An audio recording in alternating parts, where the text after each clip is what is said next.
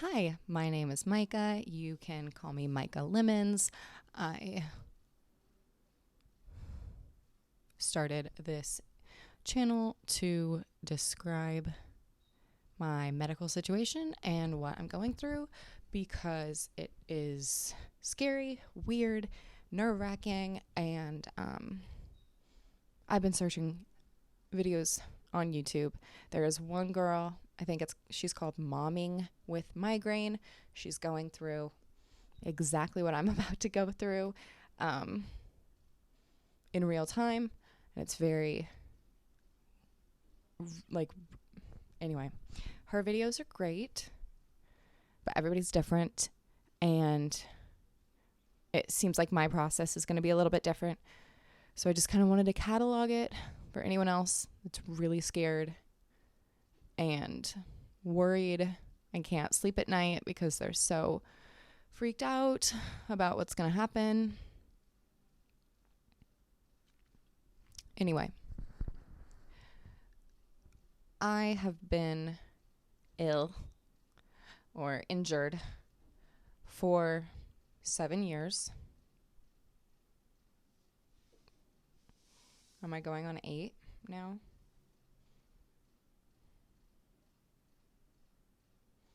I got injured in January 2017. I was extreme tubing with my family, and we were just being reckless little poopers, and I am the smallest and the lightest. It was my dad, my husband, my brother, and me. They're all bigger than me by like at least 60, 70 pounds or more. Anyway, we're extreme tubing, which is where we go way up high on the mountain where no one else is. Not like a sanctioned area. It's where like snowshoers go.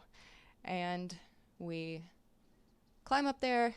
It's like a half-mile or more hike up. And we have water tubes, like water inner tubes, not even the cover on the outside, just the really light, like you could throw it with one hand tube. Not like the snow tubes that they offer at the actual place. Anyway, and then we make the like really long ramp that we're trying to go down. We like spend time making it really smooth and packed and have like these jumps and this big like divot at the end for crashes. Anyway, I didn't even make it down to the crashes. My brother like slid down. My husband wiped out. And he rolled out of his crash like he was supposed to. I got caught up at the top of the little ramp that we had made. I was like kind of spinning off course. And so I was trying to redirect myself. So I stupidly stuck my foot into the ground thinking that I'm going to like push off and get myself back to the straight away. Anyway, I dig my foot down and fly. Like my foot just propels me off and I do 2.5 backflips. I land completely upside down on my head both times into the hard packed snow that we had just made even harder and slicker. And I flip down the mountain and land on my back. I roll over because as soon as I saw like the trees that were formerly behind me, and I knew I am flying through the air, I thought, okay, you're gonna die. And so I just like said a little prayer. Once I impacted, I must have been knocked out or something like that. I remember being like staring up at the sky. Must have been when I landed finally. And I just thought, okay, wiggle your feet, wiggle your toes. Don't be paralyzed. Please, God, don't be paralyzed. I flip over and I like say, okay, you can flip over, pick yourself up. So I do that. And apparently I go unconscious again as I'm like lifted myself up. And we have it all on video. And that's where my dad says like, hey, are you okay? And they run up to me and I don't remember any of that. I just remember being back down, face down into the snow and having them like kind of roll me over. Anyway, go to the emergency room. Nothing's broken, thank God. They don't even diagnose me with a concussion. Apparently, it's really hard to tell the day of if you have if you have a TBI or not. But I was like really rigid and tight. My muscles were all like spasmed. I couldn't turn my neck, couldn't do anything. From like my neck into my shoulders, it was even hard to like lift my forearms up. But they did MRIs and x-rays and it was all just tight. And so they gave me muscle relaxers, which put me to sleep. And then I woke up the next day feeling like kind of confused. And I thought, oh no, you're not supposed to sleep when you have a concussion. Maybe I did have a concussion. Then weird stuff starts to happen. Like I'm forgetting how to swallow and talk. And like my employees, when I was able to go back to work, still in the neck brace and everything. But I was able to go back to work and I couldn't remember the names of my employees and the names of my flowers. Like that's my job. That's like my full time. I'm a florist every single day. It was really weird. Yeah.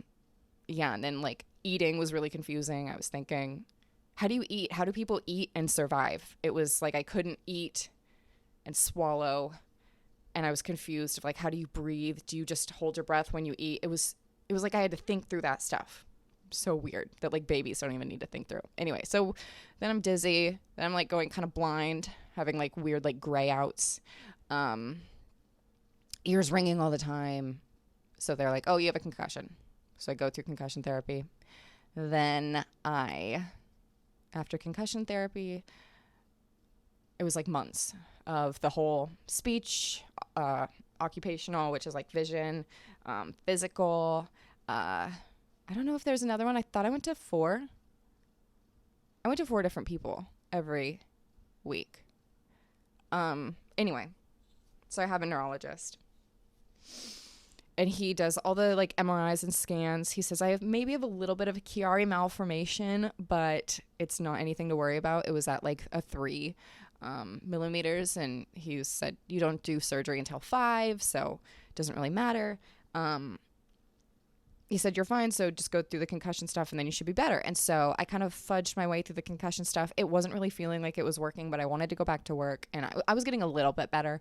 So I just forced my way through it. Then a few months into work, like trying to work full time and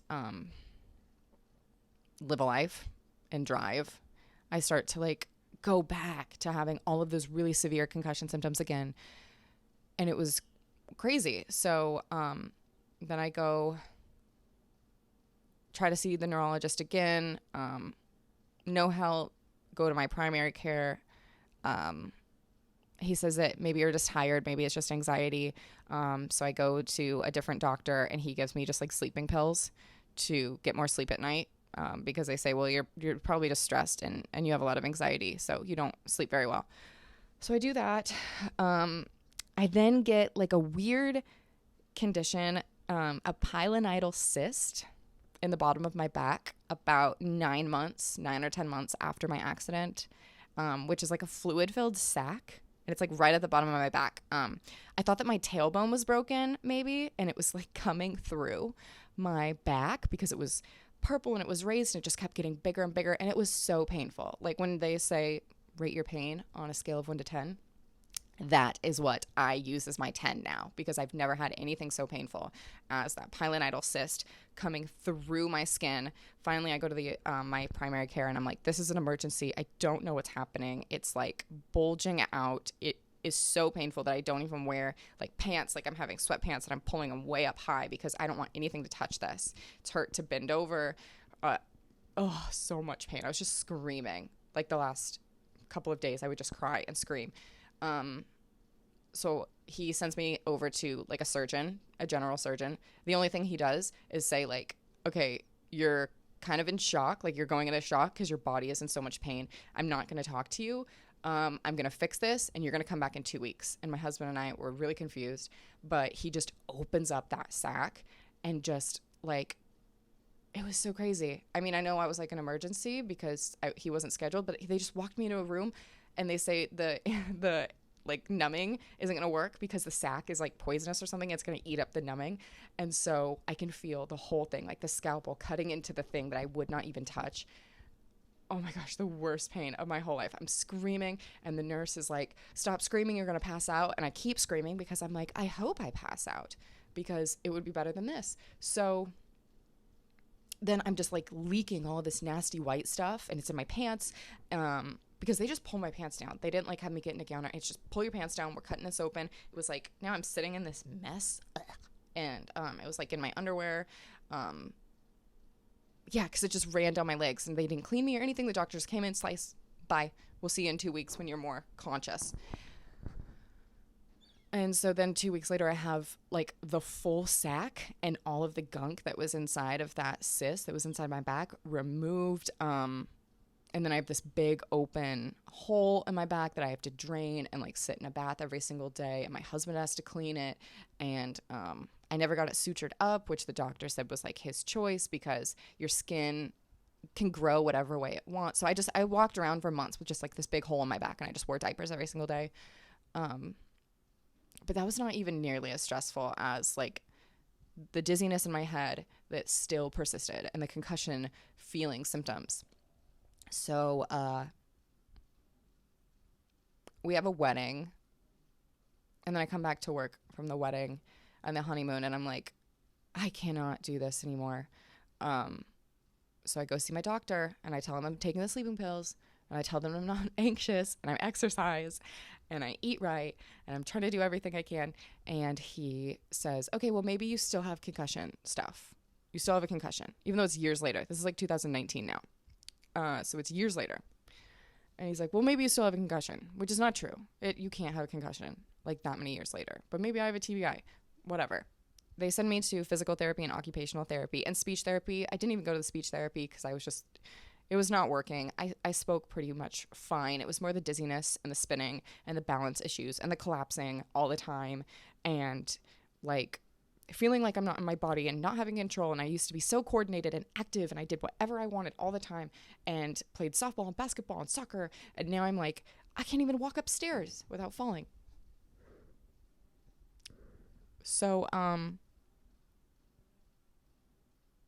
yeah, it was really stressful. It didn't work. The occupational therapist sends me to a neuro-optometrist, and she like does a whole workup on my eyes, and she says, oh, well, you need glasses. I already had glasses, but she said like I needed maybe amber light. Like maybe I have concussion stuff or migraines now, and so I'm sensitive to light, and so they like give me dark glasses. And I see her now instead of a regular optometrist. And then I go to see a different neurologist.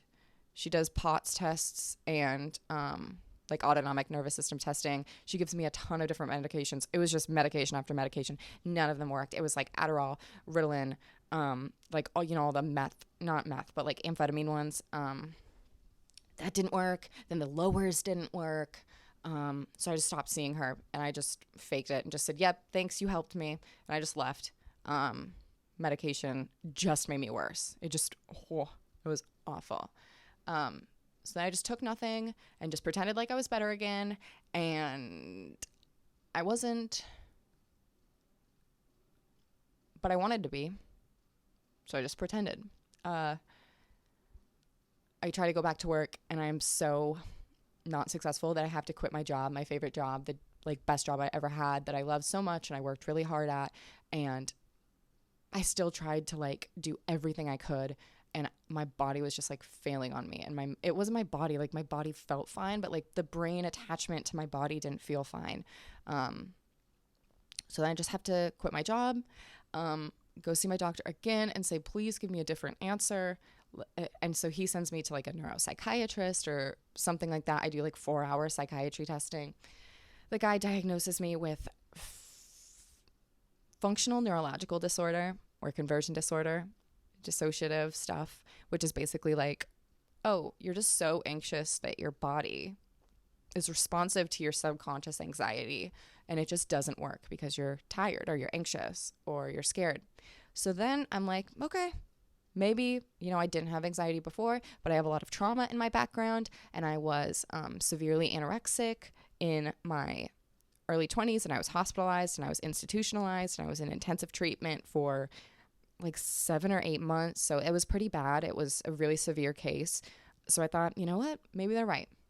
When people told me I was anorexic, even though I was like, pooping and peeing myself and I couldn't walk and I was passing out every single day, I told them like, I'm fine. So I thought, well, maybe this is it. Maybe you're right. Maybe I am crazy.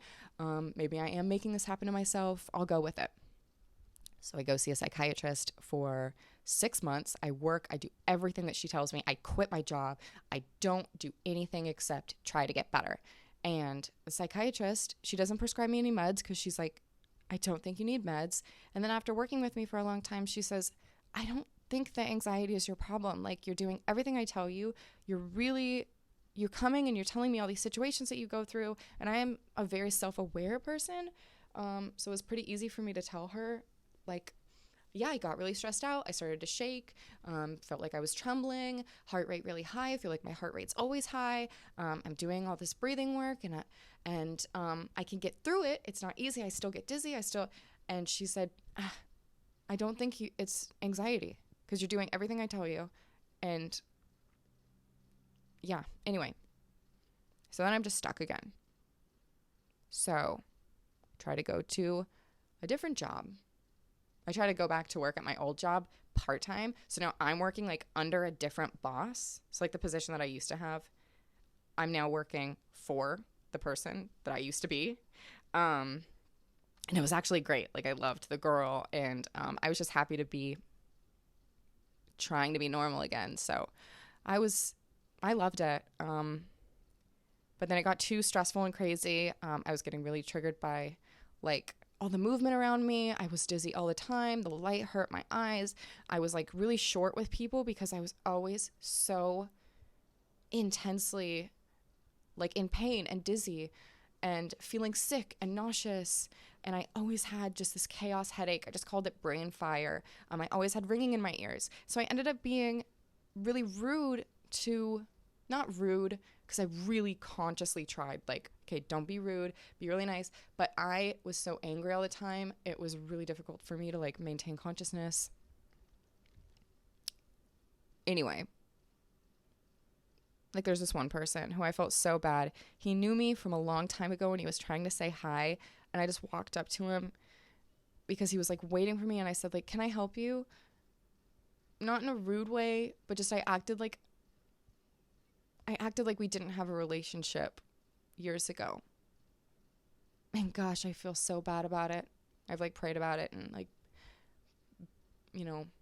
spiritually begged for his forgiveness because I just feel so bad. And he had no idea what I was going through, that it was like hard for me to even stand upright. And yeah, I was just kind of rude to one person one time. And I really regret it. Yeah, and he never came back again and saw me. I feel so bad. So yeah, I kind of knew that I couldn't do this anymore. So I got a job at an Amazon warehouse because I'm not talking to people and I'm not around people, and maybe that'll be easier. And it's still so hard. Like I do it. I'm like top of the ranking every single time, but it's so hard. And now my vision is really, really starting to go bad again, like so blurry. So I go just to a regular neuro optometrist checkup. This is now I'm in like 2022. Go to a neuro optometrist checkup and she says, hey, your vision is really off. So then she asked me to come back later for some testing, and it shows that like my vision is in like the 1% and 5% like of like bad. Not like, oh, you're at the 1% of like the class. It's like you're reading 1% of a level that a person your age should be reading, and 5% you're seeing 5% of what someone so like it said that I had kind of like the vision to the brain of comprehension and tracking and telling the difference between things. I was like a 5-year-old And so maybe that's why I have headaches all the time and I have to sleep constantly because I like can't even figure out the world that I'm in. Um, and it was so hard for me to drive. So I knew that there was something wrong. Like it was so hard for me to drive. Like I wanted to veer off and fall asleep every like 3 seconds of my driving. I would stop at green lights and I would go at red lights, and I would just like almost kind of pass out, like fall asleep or like not realize what's happening. And I'm literally driving a car. So dangerous. And I would just get mad at myself. I would just be like, do it right. Do it right. Um, anyway. So I go through vision therapy 2022, almost all last year. Like so many months. With very little improvement. So then she recommends that I go see a vestibular therapist. Because when I'm doing my vision stuff, I was having these weird now body issues. Like they would work on my vision and okay, you're supposed to turn your head and look at things. And then my body started like freaking out. And I started to not be able to balance. And this is in 2022 during the vision therapy. And I started needing to use a cane. And I had used a wheelchair like a while ago too, because my concussion symptoms were so bad. But yeah, I was like using a cane everywhere because I literally could not walk. And so they said, we can't keep pushing you because you come into the office every single day and you just like twitch back and forth. So we're not helping you. Let's get you seen by someone else, neuro, and get you into vestibular therapy because we think that maybe you have like an inner ear issue, and so they can get you on that track. So I go see some like neuro occupational specialist. She gets me all those tests, vestibular tests, like the inner ear. They can tell that like I have high drops, so I am dizzy, and they could see that, but it's not with the inner ear. Something coming from my brain. And it was nice that they could tell that I was dizzy because everyone just told me that it was like, I don't know. I was just imagining it. And then she gets me more MRIs. Oh, I've had like 5 MRIs. Like so many since I fell down the mountain. I'm just trying to highlight anything in case somebody like can say, oh, that happened to me, or I tried that and it didn't work, obviously. I know this is long and no one really cares about my story. Just trying to like hit all of the people that I went to and kind of what they said to me or what they tried. What else? So I go see a vestibular person. I go to like a hospital, like the outpatient rehab at a hospital every single week, going to vestibular therapy. And I'm not doing very well. Promise you. It's not like the first time I went to concussion therapy. I'm doing these exercises all day, every day. I have nothing else to do. I've quit my job. I'm not very successful at anything because I'm so dizzy and tired and sick all the time. And I can't go have fun because just being outside makes me dizzy. Like stores are no, even talking to somebody, I get exhausted. So I'm not doing anything except trying to get better doing these exercises. And so she says, it's weird because we're targeting your neck stuff and then you're really starting to twitch, which is what happened in the vision therapy as well. Tremor or whatever you want to call it. It just kind of like looks like a repetitive, like I'm not balancing and it's like my body's trying to right itself. Some people thought it was a seizure. We did too for a long time, but I got seizure checked. It's not a seizure. Yeah, so then she calls in this one physical therapist one day. She asks her to like wiggle my head around, and that therapist says, I think maybe she has like a transverse ligament issue, maybe in my cervical spine. And so let's get her to like a, what do you call it? Osteopathic doctor, or just someone that can like take x-rays and stuff. So I go see him, and he doesn't think I have cervical instability because he says like you would be in so much pain when you're twisting, and I'm not in so much pain. Like, yeah, it's tight every single day and it is like a dull pain, but it doesn't like, I'm not ow because I'm twisting. It's more like I get dizzier when I twist. So it's more functional than painful. Yes, I'm really tight and stiff, but that's mostly because I just feel sick all the time. So I'm like trying to hold my body together because it feels like I can't balance right. And then I'm so visually dizzy and stuff moves and I can't accommodate, which is like where you can't tell details, like your depth perception's off and can't read right because the letters just blur through the page. And I get double vision. Like I'm looking at something and I'm focusing and like it's as if my eyes were like crossing. That's what is coming in. Like that's the picture that I'm receiving. And so he gets me all the cervical instability tests, and it comes back a little bit. And then we're like on that Chiari malformation again. Sorry, my dog's barking, but I don't care. So then we're like on that Chiari malformation thing again. Hi, puppy. And I thought that he was going to say, okay, you have cervical instability, because the cervical instability, I got a DMX x-ray, I got MRIs, and then static x-rays. But like static and like you're bending down and you're looking up and you're to the side.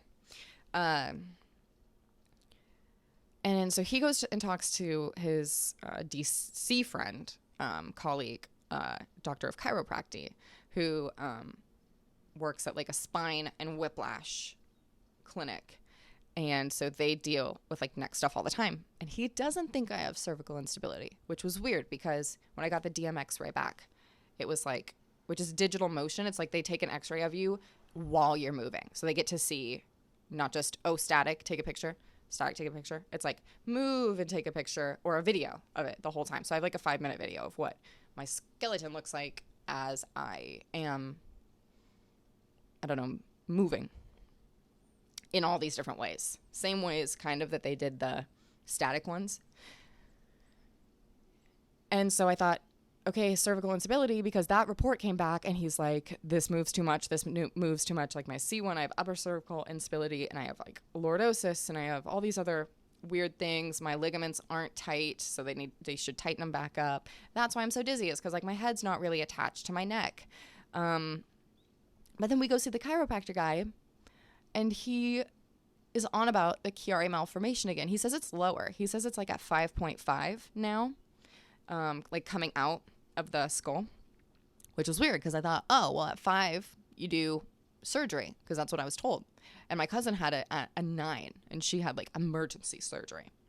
And I didn't really want that surgery because it is not held together like nicely for her. And so that was really scary to discuss doing that. But then the doctor, the DC, and actually the DO that ordered all those MRIs and x-rays and stuff and was the colleague, he actually came with me to that doctor appointment because he is more confident in the cervical instability, the upper cervical instability and all the ligament issues because of the accident. And then the DC that's more familiar with the neck and seeing patients like me, because of all my weirdo symptoms that people keep classifying as like, oh, a heart issue. That was another thing. I had a ton of heart tests and really low blood pressure, and all my blood work came back good, and I didn't have low blood sugar.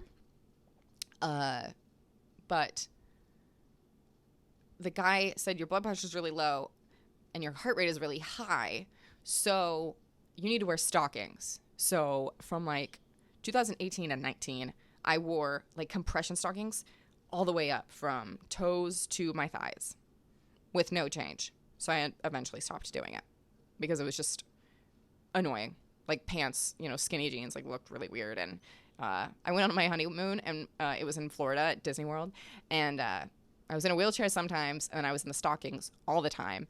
And so I'm in like these shorts and all my photos. It just looked really stupid, and like a bit of my thigh is like showing and kind of squished out. So it's like really tight stockings and then a little bit of thigh and then shorts. Just seems dumb now that I did that. Anyway. So the DC says your Chiari malformation is either like lower than the original neurologist thought, or it's getting lower. And I think that that's happening because you have a cerebral spinal fluid leak. Finally, the reason why you're probably watching this video. So he thinks I have a cerebral spinal fluid leak, and that's why my brain, because your brain is supposed to be in this happy little jelly place where your cerebral spinal fluid is all yummy and gucky, and it keeps your head inside the skull, like floating in a little bath. And he says that if your cerebral spinal fluid is leaking and it is low, then your brain is like sunken down. And he shows me pictures, and he has a model, and he's explaining it. And he's doing like other assessment tests with me. One of the ones that I could tell that him and the other doctor were discussing was like, if I close my eyes and I try to put my fingers together, like if I raise my hand and I try to put my fingers together, I can't keep my fingers together on both hands. It like they kind of separate. That was something weird. And he was really hitting like the nausea, which is almost constant. I mean, I have emesis bags. I buy them in bulk from Amazon, and I hold them just every time I'm in the vehicle. And I sit in the front seat, and my husband drives so gently, and I'm screaming at him all the time because every single movement, just even stopping at a stoplight, just accelerating, it makes me so sick, and I feel awful. And I hope that we get this fixed so that I can stop being the worst passenger ever. But like he doesn't get mad at me for it. He's amazing, and he's a saint because he can see me gagging and you know, in the bag constantly. Also, I have ladies from church that have been driving me everywhere to all of these appointments and all of these therapies and everything that I've been describing for like the past 2 or 3 years. And they're amazing and they're incredible, and I couldn't get anywhere without them. And my dad is awesome, and he pays for all of these tests and all of these doctors and all the expensive crap. So I'm very, very lucky. Not sitting here complaining. I'm sitting here trying to explain and document what I'm going to go through. And I am scared. I'm really scared. I'm sad. I'm disappointed with like the possible prognosis of having a CSF leak because I used to work for the Walt Disney Company. I went to Disney University on the Disney College program, and I worked at the Magic Kingdom, and I rode rides constantly, and it's like a huge part of my life. And then I go back there with friends and my husband and I for my honeymoon and family, and it's such a big deal. And like now you might not be able to ride like most of the stuff at Disney ever again because of the cerebral spinal fluid leak, but okay. So doctor thinks I have a cerebral spinal fluid leak. So they had me do the 48-hour flat test. And I already knew that most of the stuff, I mean, my headache, super high always, ringing in my ear. Sometimes it's ringing. Sometimes it's like, oh, someone just hit me on the head. And then most of the time it's like humming, hissing, like I can hear electricity, I can hear air. It's always going. Always a kind of like pressure, very predominantly forehead, brow bone. Obviously I have like really bad eye issues, and then the dizziness is awful. The balance issues, either coming from the dizziness or whatnot, not being able to like feel my feet. That was a really big issue with the vestibular therapist, where she's like, okay, stand up straight and like don't look at your feet and walk up the stairs without looking at I can't feel them. And she had me like stand on a 2x4 block for weeks and to get re-familiar with my feet and walk on my toes and walk on my heels, and I could do it, but I don't feel it. So weird. So like sensation issues are weird. I also had radiating pain down my arms, especially in my palm, in my thumb. And that would kind of happen when like there's a lot of chaos going on. And so I thought, well, maybe that is anxiety. Like maybe I am imagining it. Maybe it's because I'm stressed out, or it's because like my headache is so bad and my migraine. I don't know. Is there any other symptoms that I have? Gets worse when it's hot. Gets worse, obviously, if I'm doing something or spinning. Yeah. Like I can't even watch TV. I go over to my dad's house and I watch a little bit of TV. I can't make it through 1 hour episode without falling asleep. And then I wake up and I'm like, oh, what's going on? And I fall asleep again. So like attention, consciousness, it's not there. Constantly living in a brain fog. Fatigue, but like I'm not tired. It's just like my brain is saying you need to go lie down. And then I try to push through it. And I get clumsier, kind of clunkier, and the brain fog gets worse, and the ear ringing gets worse, and the headache gets worse, and then I just have to go lie down. I just want to close my eyes and go lie down. So I knew that the 48-hour test would make me feel better because I'm not getting stimulated by all that stuff, and I'm not upright getting dizzy, and I'm not looking at stuff. But But I actually did read during the 48-hour test, and the letters weren't blurring together like they usually do. And I could read for like 30 minutes instead of maybe 5. And I was watching TV, like full movies, and talking the entire time. I was getting kind of tired. Like maybe I could sit through a whole movie, but then I wanted to take a nap after the movie, which obviously is like an improvement, but it wasn't permanent. It wasn't fixable. Like I wasn't, oh wow, I'm crazy different again, and I want to call people on the phone, and I want to text, and it was just, I feel a little bit better. So I'm nervous that I don't have a cerebral spinal fluid leak. I have an MRI tomorrow. I filled out the 48-hour test. When I got up from the 48-hour test, you lie 48 hours or 45 hours flat on your back. Your head doesn't even come up. Unless you're on your side, then your head can go on a pillow. And you stay like that. I got up 3 times during the 45 hours to use the restroom in total. And so I really tried to be good about it because I urinate. That was another thing. I also had gone to pelvic therapy in the middle of this past 7 years because I had like bowel movement issues and urinating issues. Like I don't feel like I empty my full bladder. I really have to lean forward to empty my full bladder. And then it's not like, oh, you're kind of aware that you need to go to the bathroom. It's like, okay, I just got the sensation that I need to go to the bathroom, like pee, and now it's an emergency. If I don't find a bathroom in 10 minutes, I might pee my pants. I don't care even what I look like. It's that much of an emergency. I'll be in public and I'm holding my crotch. I dance around.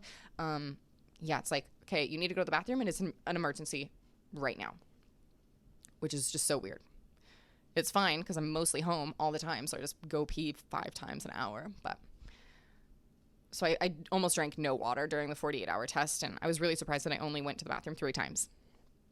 So he says, well, when I stood up, my symptoms came back. It was like headache, the pressure. I wanted to lie down again, like immediately. I tried to kind of cut potatoes a little bit. I tried to take a shower. I was falling. I thought maybe it was like blood pressure because obviously you were laying down flat for so long and then you get up and you try to do stuff. But even an hour in, I was like, I want to lie down. I'm spinning. My vision is going. My favorite TV show is on, and like I didn't even want to pay attention. Nausea didn't come back. The neck pain kind of came back. The ear ringing. Wow. It was a lot.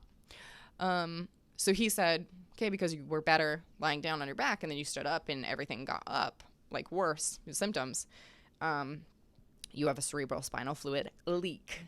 If I would have felt worse lying down, it would have been too much pressure, too much cerebral spinal fluid. But he thought it was a leak anyway because my brain is like sinking down out of my skull. The cerebellar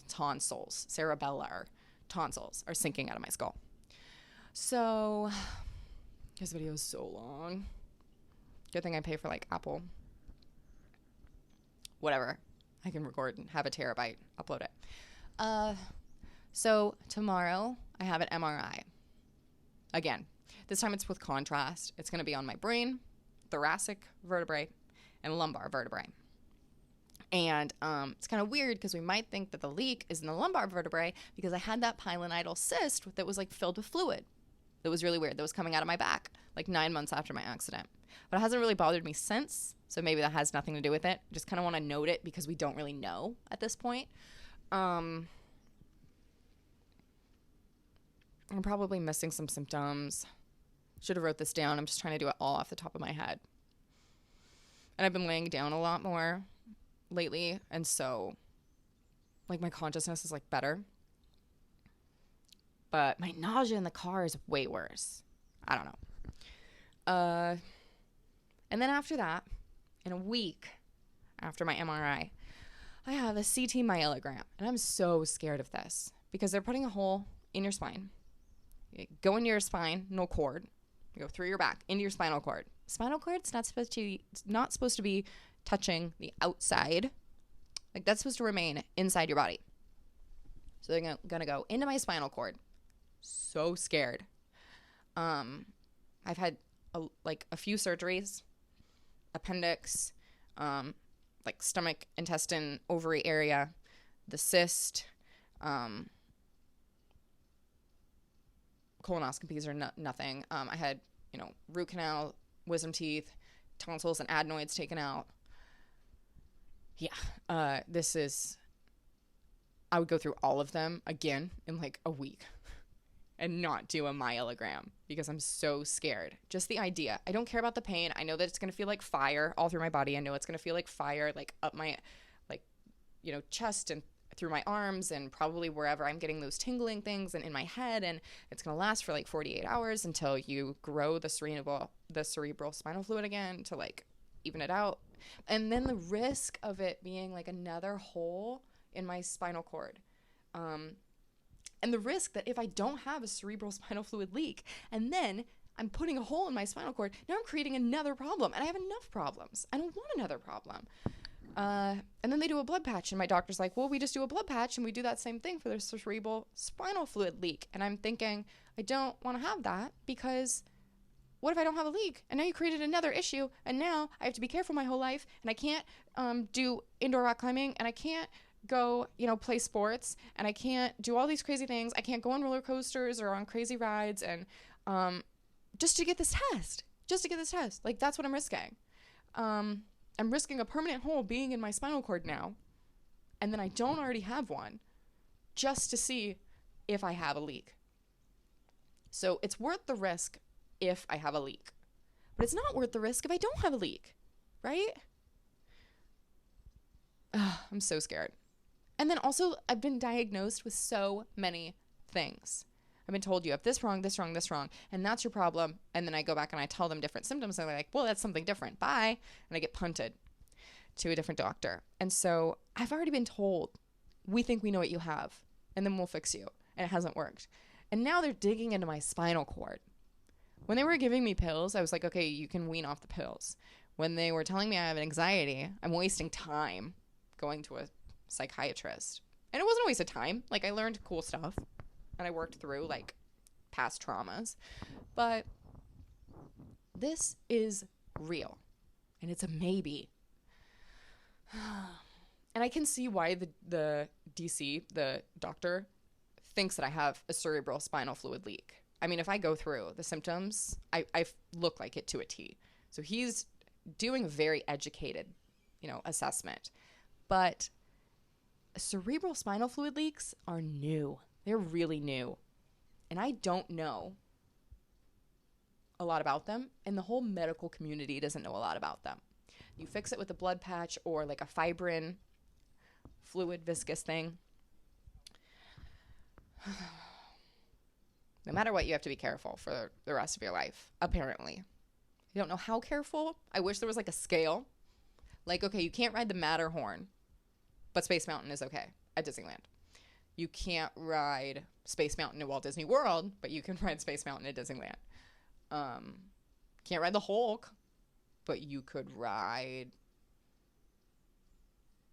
I don't know. Universal's pretty, like, movie. Maybe The Mummy? I don't know. I haven't even got to go on Hagrid's yet. And, like, that one's probably a no. Because you go, and then it, like, drops you. Like, the whole roller coaster, like, drops you to another story. And I don't know how... I don't know. I want to go on Tron, too. Tron, like, locks you in there. I'm like, oh, could they, like, pop the patch? And I'm leaking fluid inside my body. Just from riding Tron. And I know that doesn't sound like a big deal. And, like, I can't do anything. I can't even drive now. So why are you worried? It's because I was looking forward to doing all of those things. Because, like, that was my hobby. That was such a big part of my life. That's what I was looking forward to later. And now it's might not be able to do that. It's just kind of a bummer. Because for the past 7 years, I've been sitting here watching videos of people going to Disney World and Disneyland and Universal and living like the life that I used to live. And I mean, I was like a roller coaster junkie. I went to Cedar Point, rode all those roller coasters. Like, I loved it. I loved the intense, the thrill. Tubular. I'm not going to go on a wooden roller coaster. Yikes. No. That's like danger. I like to be extreme, but in a safe way. Like get that rush, but like that OSHA and whatever checked it out, so you're going to be fine.